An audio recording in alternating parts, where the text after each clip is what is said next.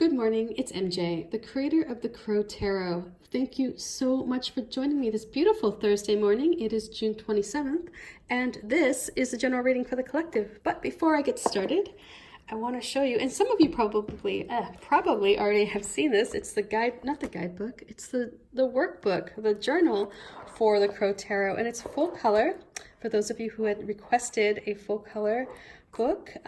Also, the meanings from the guidebook have been set straight. They're updated here and correct. I went through and made sure that was the case. The color, they just did a great job printing this. It just came out wonderful. It's 164 pages. There's plenty of room. There's some room here in the back too for notes. In the front, there is, just like in the guidebook, there's the basic symbol chart, little quote from Emerson.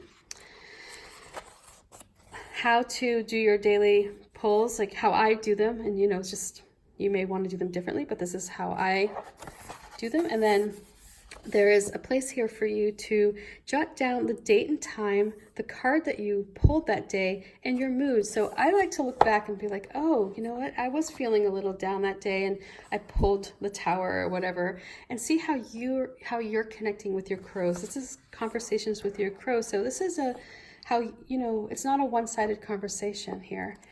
And then you can use that date in the card pull as an index for the book. So when you're going through, and you can look back after you fill the book, where you were and how far you've come, I'm sure, after going through each card and pulling out the message and applying it.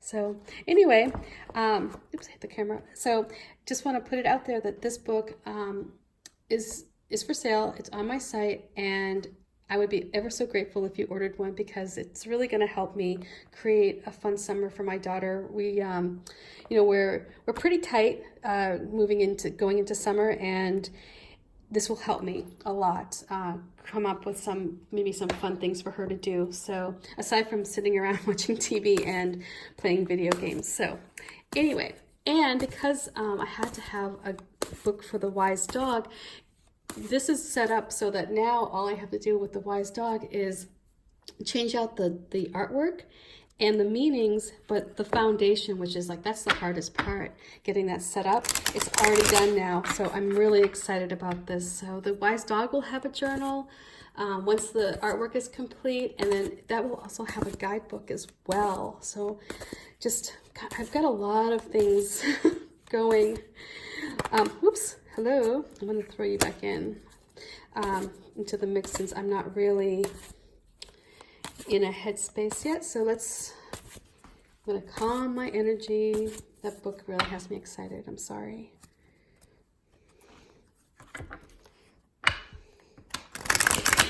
And focus on the task at hand, which is creating a reading for you that you can hopefully draw some useful information from. I'm going to connect with my crows here, my beautiful crows.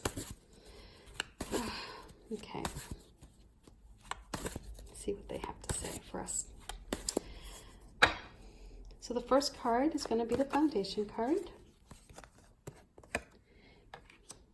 Here we have the Six of Wands and that fiery energy of feeling victorious, which is a lovely way to start. It's always a good foundation, right? I'm always happy when we have a foundation like this. It's like, what was that event that made you feel on top of the world, where you felt recognized, right? Isn't that one of the biggest things we all want? It's just to feel recognized and appreciated. And so for your efforts, for the work that you put in, if it's at work, when you put in those extra hours at work, maybe you create something, you do something on your own time, and if nobody notices, you kind of feel really deflated, right?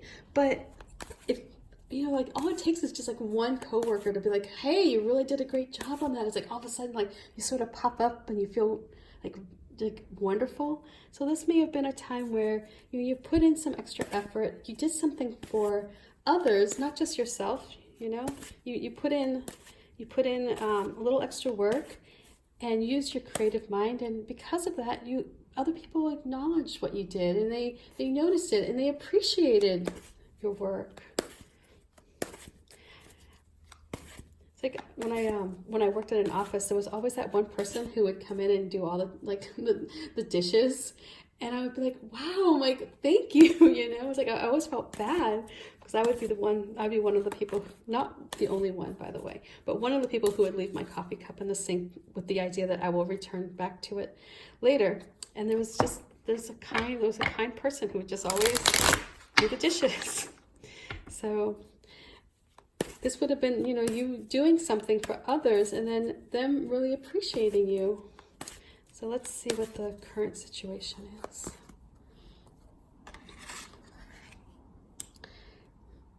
Okay, so now here you are, perhaps feeling a little overly confident from your success here. Oops. Okay, I had a bunch of them fall out, so we're just going to add them back into the mix.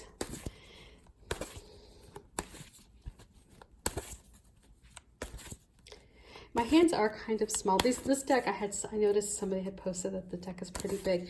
You know, and it does take time. I've learned how to shuffle this deck with my little hands. But yeah, the cards are a little bit bigger. I like that though. For those of us who need glasses, it's nice to have a bigger card. So, the advice that the crows are bringing us today.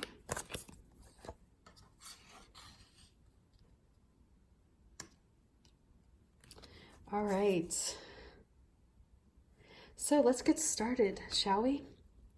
So as I mentioned, this victory of yours from the past is one that, you know, you can't sit and rest on your laurels. It's not one that you probably would want to anyway. You know, this was a time where you found the right amount of success with the right amount of admiration that elevated your spirit, that motivated you, that helped you perhaps see that there's more to this world than you know, what you maybe had originally imagined. And as a result, it opened up some doorways. It opened up you know, it opened up your mind to new ideas and allowed yourself to kind of dream a little bit bigger, perhaps, because you had that victory under your belt, and you got to experience that feeling that comes with success. And it's a wonderful feeling. That in itself can move mountains. When you feel successful in something, or when you feel that you have the support of others, you know, it's amazing what a motivator that can be, especially if you have future plans and desires. So on top of all of this, what you did wasn't just for yourself. I mean, of course you benefited. That's, you know, no question there. But the motivation for why you took action in the first place was because you saw a need that would help others as well. So it wasn't just about you at this time. It was about helping others and getting, you know, something rolling or in process that would help, you know, other people. And because of that, that is what you did, and you found success. So this would have been like again with the sunflower, planting the seeds and seeing something bloom. Your heart was in the right place. You know, this was all about love and pure. Like, this was a place when you were in a pure state of mind. You know, it wasn't about greed or what will I get out of it in the end. You know, it wasn't about how successful, you know, you would end up. It was about, how can I make this better? What can I do for other people that will, you know, benefit their lives? And this is a great place. We move into this moment here of the Knight of Swords. And so the question, I feel like at this time, is energy. Like, you may be feeling a little bit, I don't want to say arrogant, but you may be feeling a little bit more entitled to push for something that you want now. You may be feeling a little bit more like, you know what, hey guys, I helped you with all this stuff, and yeah, granted, you appreciated me and all that, but now it's time for me to be a little selfish. We all have those moments, we all do. That's part of being human. But the question is that this Knight of Swords is asking is like, are you going in blind? See this horse? Are you not seeing how your actions impact others? Are you just charging ahead because you have an idea now that you want to get done, and you're just going to take it for granted that these people who helped you or supported you are going to be there? So this is really a time for you to kind of maybe examine your actions. If you did have a great victory and you feel confident to move ahead, it may be worth considering, looking ahead here at this Queen of Cups, your approach. Can you hear the warning, that it may be coming towards you, like, hey, you're about to get ahead, of course, you're moving ahead, but you may ruffle some feathers from people who you may need later on in life. If these are your co-workers, this, the kind of like the story I'm getting with this, like, is somebody who has, a role in an office or a job where they stood up for other people, kind of like going back to what we had a couple of days ago, where you stand up and you fight for other people. And, you got a good sense of confidence as a result of your success. And now you're like, well, now that I got that done, it's like, it's like that you may be perhaps projecting a little bit more confidence than what other people would consider. I'm trying to say this in a very nice way, but like, you may be coming off as like a bit of not a bully at work, but somebody who just now is like, I'm so great, look at me, I did this and that, and you guys now owe me, right? You kind of get what I'm saying. So the message that I'm getting here is that because this is the energy that's sort of swirling around you, it may be really easy to fall into that. Doesn't mean you're doing it, but it may be really easy to be like, well, geez, guys, I did all this work. Where are you? Maybe it's time for, me to get my agenda, that I want and push that. But because that's just the energy that's around you, there is, there's free will, and there's the option to perhaps tap into your intuition and connect with how you feel when you're in this moment. So when you're in this moment of charging ahead and being blind and not really caring what other people think, say, or do, how does that make you feel?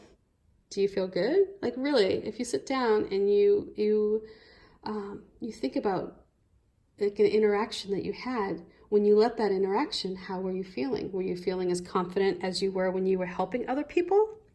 Or did it kind of give you that little pang in your stomach that makes you feel like, ooh, like I may have crossed a line, or I might not have been so kind to somebody else?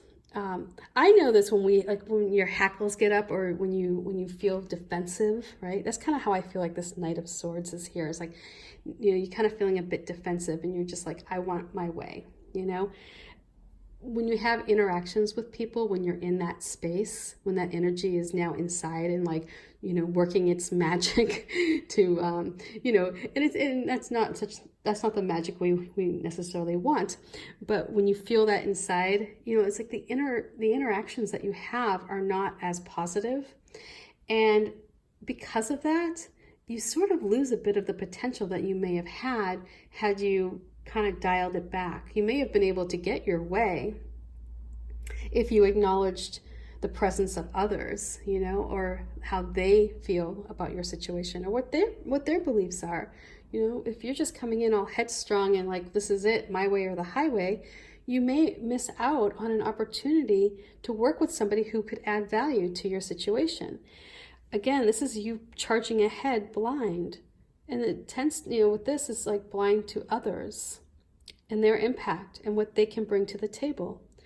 The Queen of Cups here, she's the referee. She's that one who like wants to pull people together and help everyone feel safe, secure, nourished, and loved. And, you know, she's going to tap into these feelings. And so she is bringing to you that ability to sense when you're kind of like, oh, going in the wrong direction, or if you're being a bit too forceful, or you're not taking others into consideration. So you'll know it, you'll feel it. And as soon as you feel the Queen of Cups coming over to visit you, that's when you'll know, like, I should probably dial this back a bit, you know, or that might prompt you to ask a question that this person may, you know, will leave them feeling acknowledged. I mean, that's all we all want, right? Is to feel acknowledged.